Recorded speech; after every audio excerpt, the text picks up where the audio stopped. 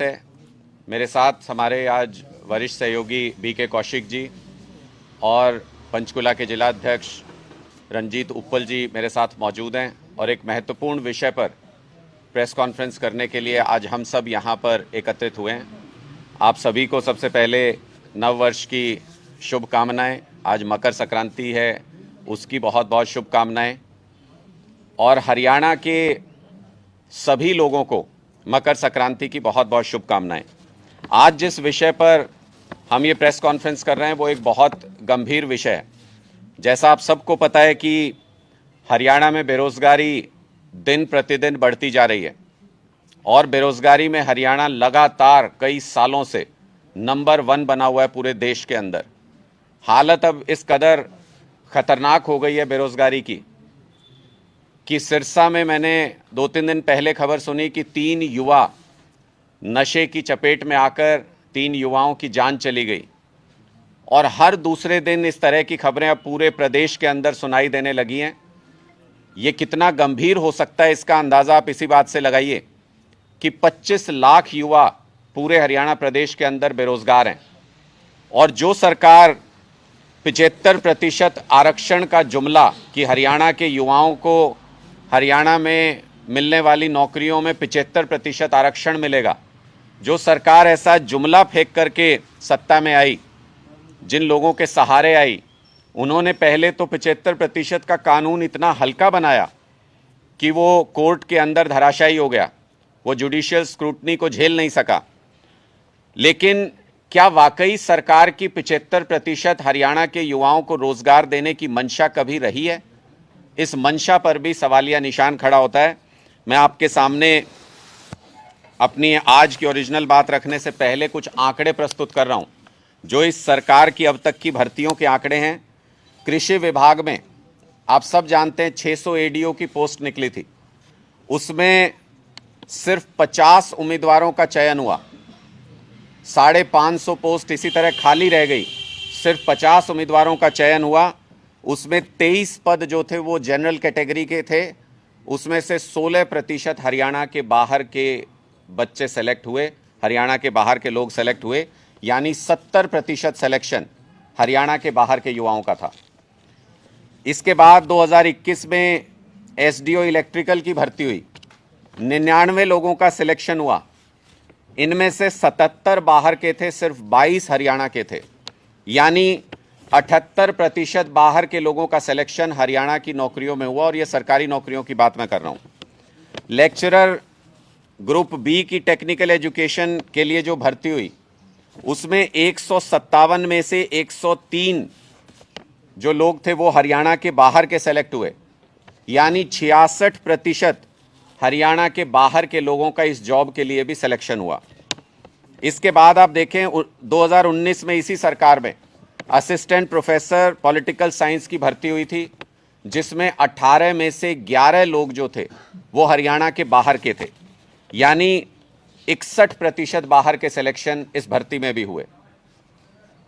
HCS की भर्ती में 34 लोग बाहर के सिलेक्शन हुआ, उनका सिलेक्शन हुआ।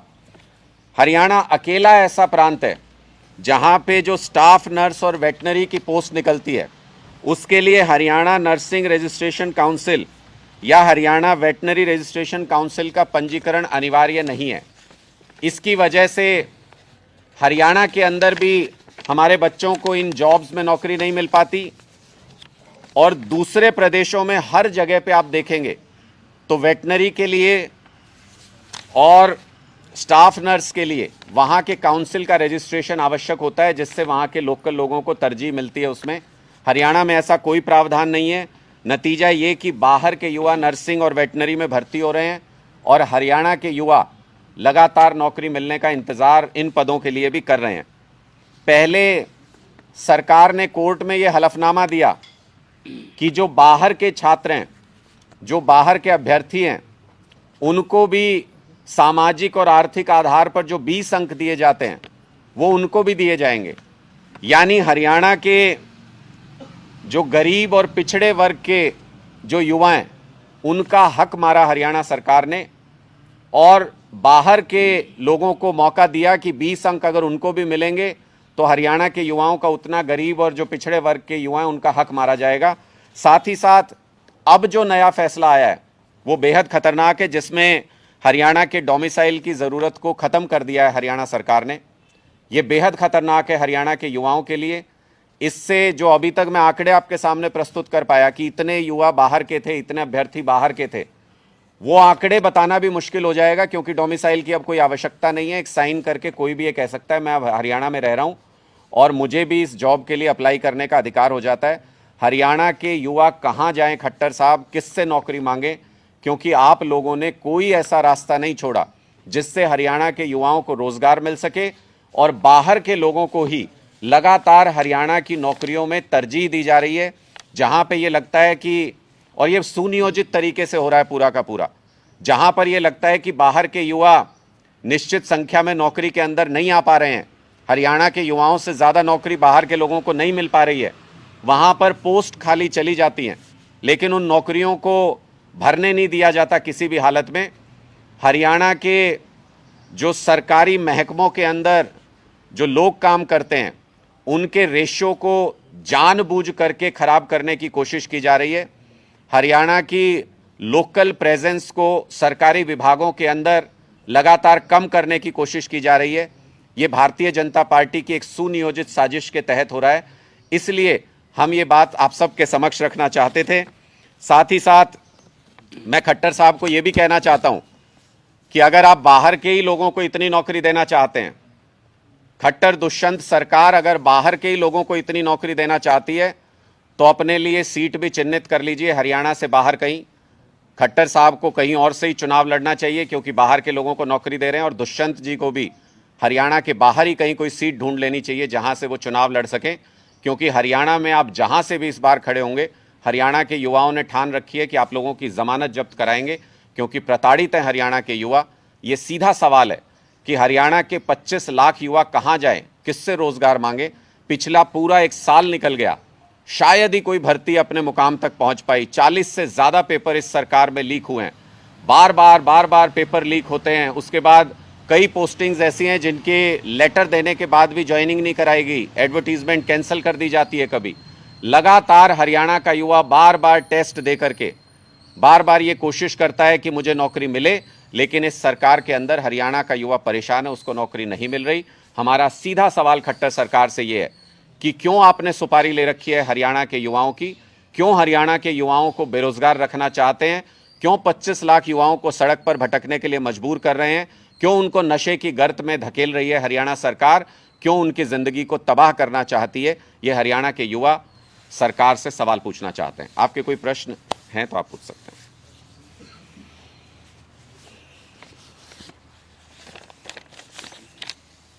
सरकार पर यही कहती है कि एक पेपर लीक हुआ था कांस्टेबल वाला, उसके अलावा कोई पेपर लीक नहीं हुआ है। और भर्तियों की जो बात है, पिछली सरकार से 2 गुने से ज़्यादा भर्तियां सरकार अब तक कर चुकी है, और सीएम ने कल ये भी कहा था कि अगले 2 महीने में 60,000 भर्तियां की जाएंगी। सीएम साहब ने जब पिछला बजट पेश किया था तो ये कहा था कि इस साल में 60,000 भर्तियां की जाएंगी। मुझे नहीं लगता कि 1000 भर्तियां भी इस साल में वो कर पाए हैं। तो इसका मतलब उनका जो पिछले बजट में जो कुछ उन्होंने स्पीच दिया था वो झूठ था, और सदन के अंदर जो व्यक्ति झूठ बोल सकता है, मैं तो कहता हूं कि सीएम साहब ने सिर्फ युवाओं से झूठ नहीं बोला, उनके रोजगार के बारे में, भ्रष्टाचार के बारे में भी गीता की झूठी कसम सीएम साहब ने खाई। हम बार बार ये कहते हैं, जब उन्होंने एक पुराना महाभारत का एक प्रकरण है जिसमें ये कहा गया था कि अश्वत्थामा हतो इति, लेकिन मंद आवाज में उसके बाद कहा गया नरोवा कुंजरोवा, कि वो मनुष्य है या पशु है मुझे मालूम नहीं है। ऐसे ही खट्टर साहब ने भी जब गीता की कसम खाई विधानसभा के अंदर, तो मुझे लगता है उन्होंने कहा कि मैं गीता की कसम खाता हूं कि एक भी भ्रष्टाचारी को बख्शेंगे नहीं। उसके बाद मंदी आवाज में शायद ये भी बोला था कि सबको अच्छी अच्छी पोस्टिंग देंगे। जिनके ऊपर भी भ्रष्टाचार के मामले चले उनको न सिर्फ बहाल किया गया, जो रंगे हाथों पकड़े गए उनको भी न सिर्फ बहाल किया गया बल्कि अच्छी पोस्टिंग भी खट्टर सरकार के द्वारा दी गई। तो भ्रष्टाचार के मामले में भी खट्टर सरकार झूठ बोलती है, और युवाओं को नौकरी देने के बारे में भी बजट भाषण आप पिछला उठा के देख लीजिए, उसमें जो जो कुछ बोला था, कहा था 2 लाख युवाओं को ट्रेनिंग देंगे, कोई ट्रेनिंग नहीं दे पाए। कहा था कि 60,000 युवाओं को नौकरी देंगे, कोई नौकरी पिछले 1 साल में नहीं दे पाए। इससे स्पष्ट है कि ये जो दूसरा टर्म खट्टर सरकार का और दुष्यंत सरकार का गया है, ये दूसरा टर्म पूरी तरह से युवा विरोधी था। इसमें नौकरी देना तो दूर, जो पहले से नौकरी लगे हुए हैं उनकी नौकरियों पर भी संकट मंडरा रहा है। खट्टर साहब ने कहा था कि सरकार चाहती है भर्ती करना, भर्ती निकालती भी है, लेकिन विपक्षी दल है उनका एक खास भर्ती रोको गैंग चल रहा है जो भर्ती रोकने की कोशिश में लगा रहता है हमेशा, और हाईकोर्ट में मामले लेकर जाते हैं। पंजाब के अंदर खट्टर साहब की पार्टी भी, दूसरी पार्टियां भी पुरजोर कोशिश कर रही हैं कि किसी तरीके से मान साहब के काम करने को रोका जा सके, आम आदमी पार्टी को काम करने से रोका जा सके। लेकिन हमने साल भर के समय में ही 40,000 नई नौकरियां पंजाब के अंदर दी हैं। कोर्ट के अंदर बहुत कम ऐसे मौके आए जब कोई भी हमारी जॉब जो हमने दी पंजाब में उसको चैलेंज किया गया और उसको तुरंत टैकल किया गया कोर्ट के अंदर भी। कोई कमी अगर आप छोड़ेंगे भर्ती प्रक्रिया में तो निश्चित तौर पर युवा अपने साथ होने वाले अन्याय के खिलाफ कोर्ट में जाएंगे। इसका मतलब आपकी भर्ती प्रक्रिया पूरी तरह से सही नहीं है, उसके अंदर बहुत सारी कमियां हैं, उसके अंदर बहुत सारे पेच हैं जिनकी वजह से वो बार बार कोर्ट में जाकर के अटक जाती है। कभी पेपर लीक हो जाता है, कभी कोर्ट में चले जाते हैं। हमारा कहने का मतलब ये है कि युवाओं के हाथ आज भी खाली हैं, युवाओं को कुछ नहीं मिलता है। और जहां पर नौकरियों के अंदर हरियाणा में सिलेक्शन हुए, मैंने आपको पढ़ के बताया किस तरीके से किसी जॉब में 70% बाहरी उम्मीदवार हैं, किसी जॉब में 78% बाहरी उम्मीदवार हैं, किसी में 66%, किसी में 61%। अगर बाहर के ही युवाओं को नौकरी देनी है तो फिर वो जो 75% हरियाणा के युवाओं को नौकरी देने का जो जुमला था, आप स्वीकार कीजिए जनता के सामने कि वो झूठ था, वो जुमला था। जैसे आपने स्वीकार किया कि 15 लाख रुपए देने का जो मोदी सरकार ने जो वादा किया था, मोदी जी ने जो वादा किया था, बाद में आपने कहा कि वो जुमला था। तो ये भी स्वीकार कीजिए कि हरियाणा के युवाओं को नौकरी देने का जो आपका वादा था वो सिर्फ एक जुमला था। आप दरअसल एक सुनियोजित साजिश के तहत बाहर के लोगों को नौकरी देकर के हरियाणा के विभागों में इम्बैलेंस क्रिएट करना चाहते हैं, बाहर के लोगों को ज़्यादा भर्ती यहाँ पर करना चाहते हैं, हरियाणा के अंदर अस्थिरता पैदा करना चाहते हैं, हरियाणा के युवाओं को भड़का रहे हैं, हरियाणा को आग में झोंकना चाहते हैं। ये सारी साजिश भारतीय जनता पार्टी जानबूझकर सुनियोजित तरीके से कर रही है। अगर हरियाणा की राजनीति की बात करें तो कांग्रेस नेता लगभग यही कहते हैं कि कांग्रेस जो हरियाणा में अकेले लोकसभा लड़ने में सक्षम है, और आज से कांग्रेस का घर घर कार्यक्रम, जो घर घर कांग्रेस कार्यक्रम है, वो भी आज कांग्रेस शुरू कर रही है। देखिए, बहुत स्पष्ट है। वैसे तो मुझे लगता है कि आजकल सुर बदले हुए हैं, एक दो दिन के बयान आप देखेंगे तो शायद ये नहीं कह रहे हैं कांग्रेस के नेता, लेकिन ये बहुत स्पष्ट है, ये पत्थर की लकीर है कि कांग्रेस अगर अकेले चुनाव मैदान में जाती है तो उसका वही हश्र होगा जो 2014 और 2019 के लोकसभा चुनाव में हुआ। हरियाणा में अगर आम आदमी पार्टी के साथ मिलकर लोकसभा चुनाव कांग्रेस लड़ती है तो निश्चित तौर पर 10 की 10 लोकसभा सीटों पर भारतीय जनता पार्टी को हराया जा सकता है। ये आज हरियाणा का बच्चा बच्चा गांव-गांव में ये चर्चा है कि कांग्रेस के अकेले बस की बात नहीं है लोकसभा चुनाव में भारतीय जनता पार्टी को हराना। आम आदमी पार्टी के साथ मिलकर इंडिया गठबंधन के तहत 10 की 10 लोकसभा सीटें हम जीत सकते हैं। कार्यक्रम चलाया जा रहा है, घर घर कांग्रेस, एक बड़ा कार्यक्रम है कांग्रेस का, घर घर तक जाएंगे, लोगों को अपनी नीतियों के बारे में बताएंगे, मुद्दों के बारे में बताएंगे, क्या कहेंगे? अच्छी बात है, हर पार्टी को अपना कार्यक्रम चलाना चाहिए। हम लोग भी लगातार अपने राजनीतिक कार्यक्रम चला रहे हैं और 10 की 10 लोकसभा सीटों पर अपनी मजबूत तैयारी कर रहे हैं। 10 लोकसभा सीटों पर हमारा मजबूत संगठन भी तैयार है। हर गांव के अंदर हमारे 21 मजबूत कार्यकर्ताओं की टीम बन चुकी है और एक बहुत बड़ी बदलाव जनसभा 28 जनवरी को अरविंद केजरीवाल जी और भगवंत मान जी जींद में आएंगे। हम एक बहुत बड़ी बदलाव सभा पूरे हरियाणा की 10 लोकसभा सीटों की करने जा रहे हैं जींद के अंदर।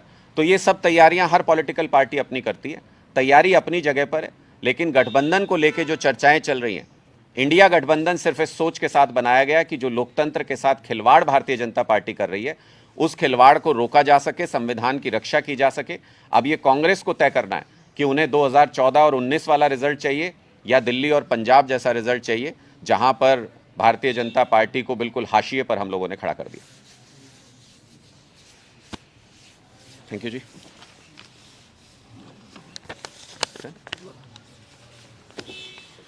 Thank you ji.